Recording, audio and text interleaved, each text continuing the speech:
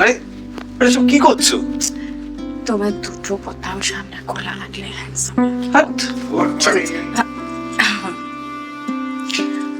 আরে ঠিক করে দিচ্ছি তো। দেখছো কেমন কথা শোনে না? কেন? সায়ন আবার কি করলো? এই যে বোতাম আটকাতে পারে না জামা, উল্টো নিচ এরকম উল্টো পাল্টা করে লাগায়। আর তোমার পাশে অফিসে যাবে, বাচ্চাদের মতো লাগবে না? কেমন বিচ্ছিরি দেখতে লাগবে। ঠিক বলেছো। এই ওদি তো ঠিকই বলেছে। স্যার বাইরে গাড়ি রেডি আছে। বাবা তুই তো একদম টাইম মতো এসেছিস। হ্যাঁ না যা। আপনি আসুন। বলছি যে তুমি ব্রেকফাস্ট করে যাবে তো? তোমার এই গুণধর দেওয়ারের জন্য অলরেডি আই এম লেট। এখন ব্রেকফাস্ট করতে গেলে আর অফিসের কাজ হবে না, সব পন্ড হয়ে যাবে। আমি চল।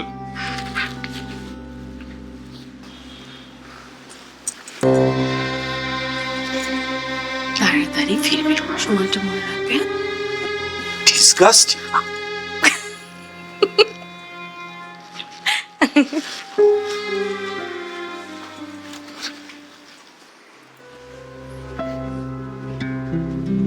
শিবু বসো এখানে, আমি ভিতর থেকে ফাইলগুলো নিয়ে আসছি। ঠিক আছে? ঠিক আছে।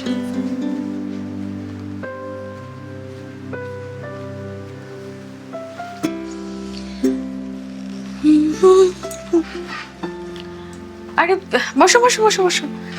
আর অফিসে কোনো কাজ নেই, তুমি এখানে বসে আছো?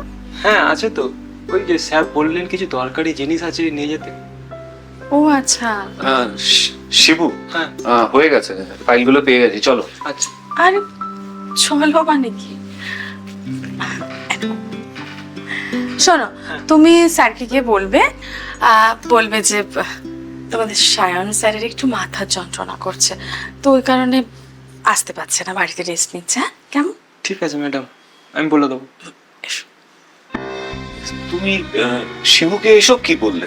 আমার মাথা যন্ত্রণা, আমি তো একদম ফিট আছি। করছে না মাথা ব্যথা? না তোমার মাথা ব্যথা করছে না, আমার তো মনে ব্যথা করছে। আর আমার মনে ব্যথা করলে তো তুমি সেবা না করলে আমার হয় না, জান। কি বলছো এসব দিয়া?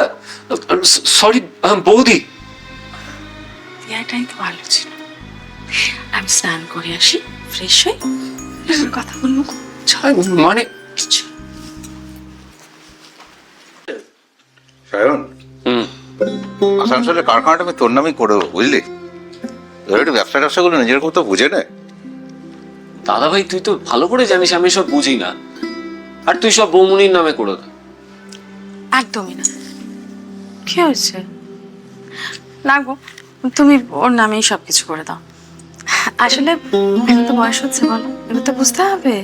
হ্যাঁ ঠিকই তো, ছেলে এবার বিয়ে টিয়ে দিতে হবে, ব্যবসাগুলো একটু বুঝে টুঝে নে। দাদা ভাই আমি এসব বিজনেস বুঝি না, আর তাছাড়া তুই তো জানিস যে আমার এখনো পড়াশোনা বাকি। তো কি হয়েছে, পড়াশোনা শেষ করে দেখবে। তোমার দাদার তো বয়স হচ্ছে, এখন দাদা দেখছে, পরে তুমি বুঝে নিও। আচ্ছা শোনো না, তোমার না কাল সকালবেলা বেরোতে হবে, আমি শুয়ে পড়বো, আমি একটু ফ্রেশ হয়ে আসি, ঠিক আছে? আচ্ছা।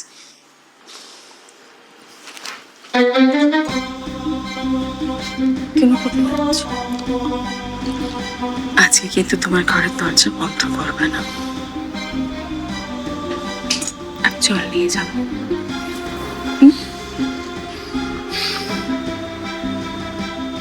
কি হলো, শুনলে না?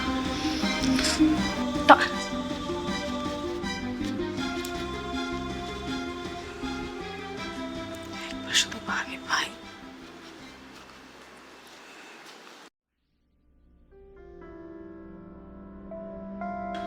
দাদা ভাই তুই রোজ এই ওষুধগুলো কেন খাচ্ছিস? তুই জানিস এগুলো কিসের ওষুধ?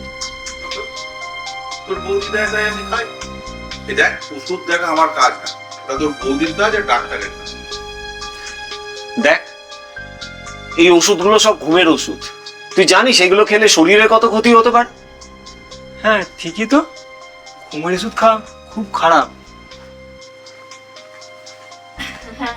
ঠিক, খারাপই তো। খারাপ তো, খারাপ করছি। আসলে তোমার দাদা ভাই একজন বিজনেসম্যান, আর সেই মানুষটার কত টেনশন থাকে তুমি জানো? সারা রাত হাঁসফাঁস করে ঘুমোতেই পারে না। আর শুধুমাত্র চিন্তা কি না সায়নের ভবিষ্যৎ কি করে ভালো করবে, কি তাই তো? আর সেই টেনশন থেকে রিলিফ দেওয়ার জন্য আমি যদি একটু ঘুমের ওষুধ খাওয়াই, সেটা কি অন্যায়? আচ্ছা বলছি, তোমরা চাটা খেয়ে নাও, আমি গরম গরম লুচি আর সবজি রেডি করছি। হ্যাঁ, এসো।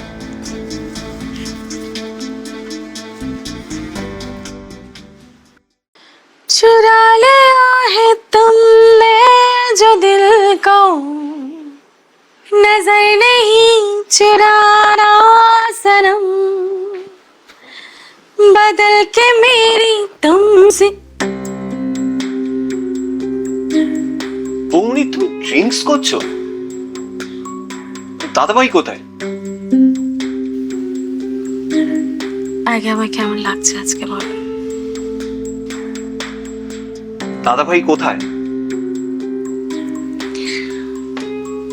তুমি কি সত্যি সত্যি ইম্যাচিওর নাকি ভান করো? তোমার দাদাভাই ঘরে থাকলে সবটা সম্ভব। বৌনির দাদাভাই কোথায়?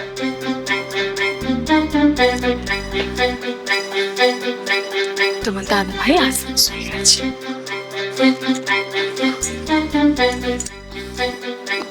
নতুন ফ্যাক্টরি উদ্বোধন করতে, আর সেই সুযোগে আজকে আমরা আমাদের ফুলসজ্জাটা আসলে পাইব।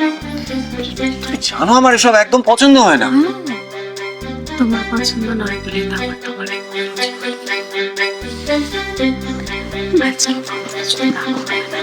আরে আরে এসব কি করছো? আমি যা করবো তাই করতে দেবে। আরে ছাড়ো, আজ কিছু থেকে তো তুমি আমার তো বাধা দেবে না। ছাড়ো, আজকের রাতটা তুমি আমাকে বাধা দিতে পারছো না। ছাড়ো। সায়ন,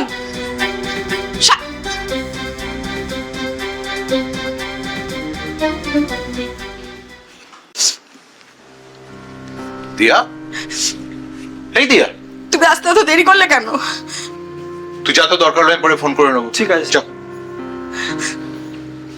কি হয়েছে, হাঁটছো কেন? বলতে পারছি না। ওরা করতে নেই, বলো। তোমার তোমার ভাই সায়ন সায়ন কি করেছে? সায়ন গতকাল রাত্রে হ্যাঁ, ড্রিঙ্ক করে আমার দিকে এত খারাপ নজর ছিল, বিশ্বাস করো ভাবতে পারিনি। কি বলছো? সায়ন, আমি জানি তোমার বিশ্বাস হবে না, আমি পরের ঘরে মেয়ে তো, আমার কথা তোমার বিশ্বাস হবে না। তুমি ওকে ডাকো। সায়ন, সায়ন। হ্যাঁ, কি হয়েছে? বৌদি কি বলছে? কি বলছো বৌদি? কি করেছো তুমি? দাদাভাই তুই বৌদির চোখের জলে কিন্তু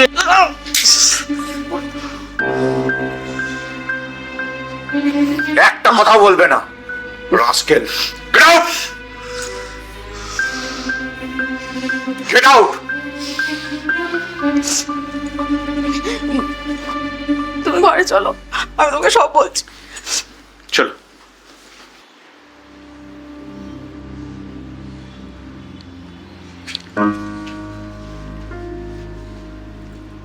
তুমি চা।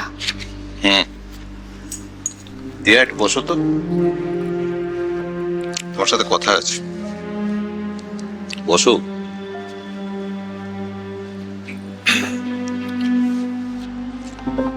দিয়া, বাগবাজারের ফ্ল্যাটটা আমি তোমার নামে লিখে দিয়েছি, আর নারায়ণপুরের 4 কাঠা জমি আর পাশের লাগোয়া ফ্যাক্টরিটাও তোমার নামে রেজিস্ট্রি করে দেবো।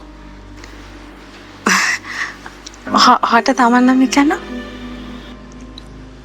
আর ব্যাংক ম্যানেজারের সাথে কথা হয়ে গেছে, কালকে যাবে, লকার থেকে গয়নাগুলো তুলে নিই। কেন বুঝতে পারলাম না। বুঝতে আমি পেরেছিলাম, তাই ডিভোর্স অ্যাপ্লাইটা করেছি, বাকিটা সাইন করে দিও। ডিভোর্স? ডিভোর্স কেন? বিয়ের 1 বছর পর থেকে, আই মিন সায়ন হস্টেল থেকে ফেরার পর তোমার চলাফেরায় আমি একটা পরিবর্তন লক্ষ্য করেছি। তুমি জানো না, এই বাড়িতে আমি হিডেন ক্যামেরা লাগিয়েছি, আর তাতে তোমার সমস্ত কার্যকলাপ আমার চোখে পড়েছে। মোটামুটি যা বুঝেছি, তোমার টার্গেট হলো আমার সম্পত্তি, টাকা, ঐশ্বর্য, আর সেই সঙ্গে আমার এই নিষ্পাপ ভাইটাকে ফাঁসানো। না না, তুমি বিশ্বাস